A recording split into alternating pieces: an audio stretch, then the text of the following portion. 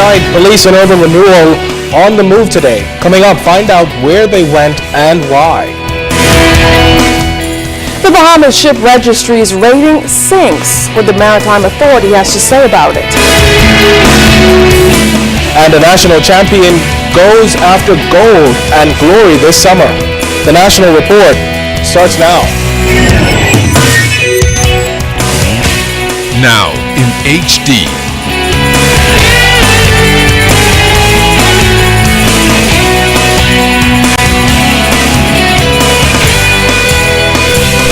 ZNS Network presents The Bahamas Tonight. This segment of the news is brought to you by BTC, powered by Lime.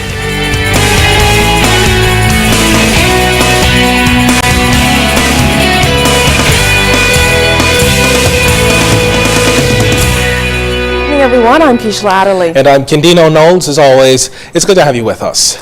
The Pinewood Gardens community has had its fair share of flooding recently, and coupled with a long-term battle with crime and high unemployment levels, residents want help. Leaders of Urban Renewal 2.0 and members of the Bahamas Christian Council took to the streets to talk with residents and offer relief in all of those areas. Jimmy Swain reports. It started off as a brisk walk from Mount Tabor First Baptist Church. The police and pastors led by Urban Renewal 2.0 co-chair Cynthia Mother Pratt and Algernon Allen. Pinewood Member of Parliament Kaylis Rule even joined in as the group went from home to home distributing crime safety tips and praying with residents. Larry Miller from the New Mount Zion Missionary Baptist Church said he believes the church has a solution to crime, but it just has to act. But people are looking for someone to touch them, not just say some words, but to touch them. They want to feel you. Jesus did the same thing, and when he walked the streets of Nazareth and Galilee, he touched people, touched lives, transformed lives, and I believe that he's expecting us, the church, to do the same as he did. A number of residents, mostly young men, declined on-camera interviews, but Cynthia Pratt shared some of their concerns. Some of the challenges is about the crime. Some is about unemployment. Some is just about nuisance in the area where motorbikes are racing up and down the streets, and they're concerned about their children. Some just wanted prayer.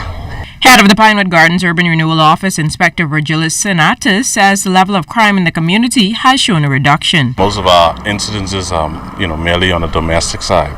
Right? We used to have a large concentration of house breaking and stealing from vehicles, but that has really, truly reduced. Pinewood Gardens Member of Parliament Kaylis Rule said while crime challenges have decreased, there are still other problems. Employment is still extremely high, and we're working very hard to try and get the economy turned around and get some jobs available for the young people that are unemployed. And we have an extremely high rate of unemployment, particularly among youth. Urban Renewal 2.0 organizers plan to hold a prayer vigil at the Pinewood Gardens Park in an effort to continue a spiritual attack against the scourge of crime. This marks the 8th park Urban Renewal would have visited in recent weeks. Jimmy Swain, ZNS Network News. It was a claim to fame for a long time, but the Bahamas Maritime Registry is no longer the third largest in the world. CEO of the Bahamas Maritime Authority, Commodore Davy Roll, says more aggressive strategies are needed to bring the country back to the top tier. While he declined to comment on the reasoning for this decline, Commodore Roll says exceptional customer service is key. No, we're not comfortable of our position. Presently, we are ranked 5th as a flag state at 57 million gross tons and over 1,600 vessels. We would wish to have more of the market, of course, and it requires more marketing.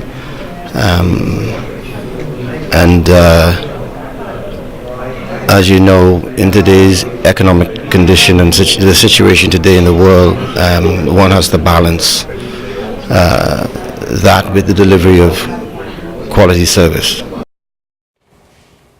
A national maritime policy is currently being drafted to enforce the sustainability of maritime activity. The project is being spearheaded by Maritime Authority CEO role with the assistance of Dr. Julian Roberts of the Commonwealth Secretariat. He's agreed to provide the technical assistance for the project. This project was launched by Minister of State in the Ministry for the Environment, Hope Strawn, who said that this initiative is especially important for future planning. Meantime, Roberts told attendees from the various environmental groups that environmental consideration must be long-term. Countries like the Bahamas need to think at a national level. They need to think in terms of the portfolio of resources and opportunities that the marine environment presents. Historically, we tend to look individually at sectors, so we look at shipping and fishing and tourism, but we look at them individually. We need to take this portfolio approach and start looking at what the overall benefits are.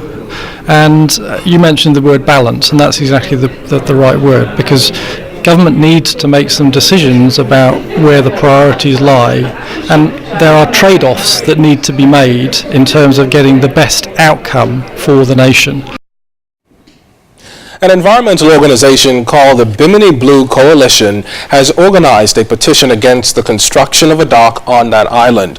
The petition, posted on www.change.org, asks the Prime Minister to stop the construction and consider an alternate plan with a, quote, gentler footprint. But Minister of State for Transport and Aviation, Hope Strawn, says an environmental impact study was done before the project began. I don't want to say, but as far as I'm aware, there has been an environmental impact study because of the enormity of the project. And any project that would be of that size will require the environmental impact study. And I think going forward that would have to be the policy wherever it impacts the environment, the sea environment. And like as Commodore would have said, and Dr. Roberts would have said, you have these competing interests. Wherever wherever you're dealing with the maritime sector, you have these competing interests, and so you have to ensure that there's a proper balance between these interests. And there's always has to be based on how do we sustain our environment in light of the fact that we are dependent on our environment for our very way of life. Now, developers of the Bimini Bay project and its cruise components say they've already spent more than $2 million on the project, including dredging and construction.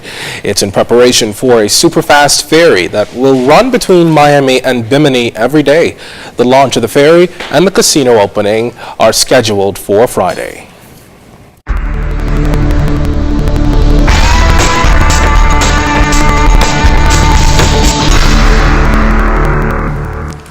In our first look at whether that area of high pressure across the Bahamas is collapsing, but outside of our studios just now, we have partly cloudy skies with some recent rains, temperature 84 degrees, relative humidity 66%, your winds out of the east-southeast at, that's about 7 knots, barometric pressure 1,017.4 millibars, that's 30.04 inches, and it is rising. But stay tuned, temperatures around the Palm Islands, travel and boating forecast is still to come.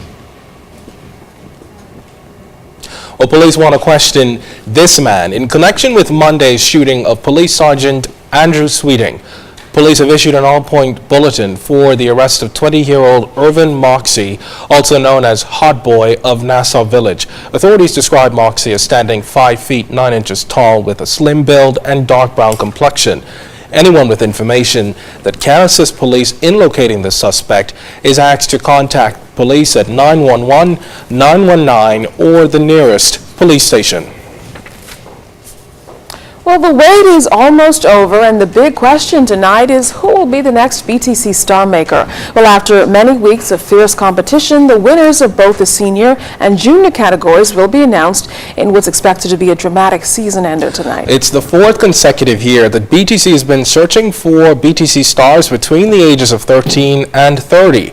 The show airs every Wednesday night right here on ZNS Television Network. Now, our LaDon Davis is in the midst of all the action and joins us live with an update. Good night, LaDon.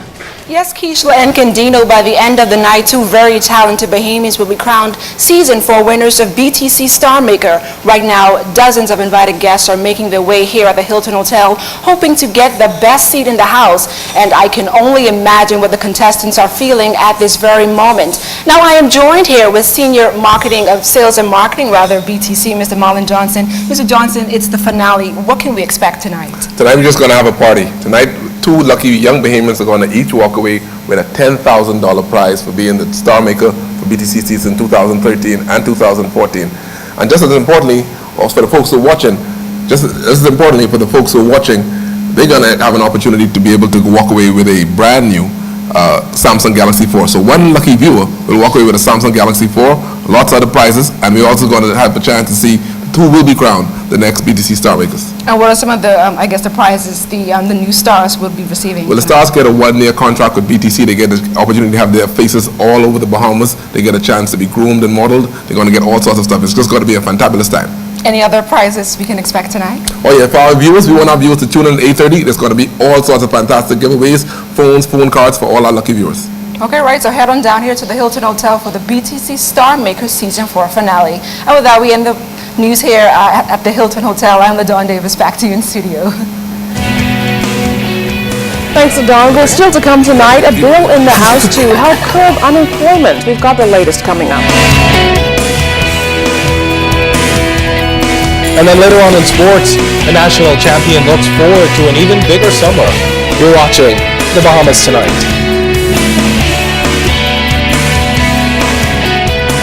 My name is Louis Georges. I am a Bahamian, but I also grew up in the Haitian community, and I am privileged to say that I had the best of both worlds.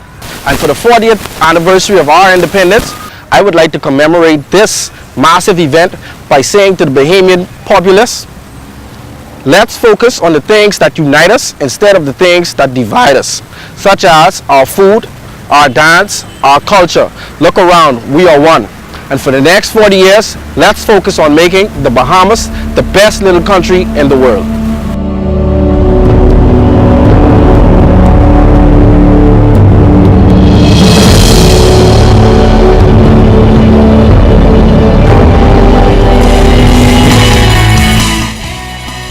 This portion of the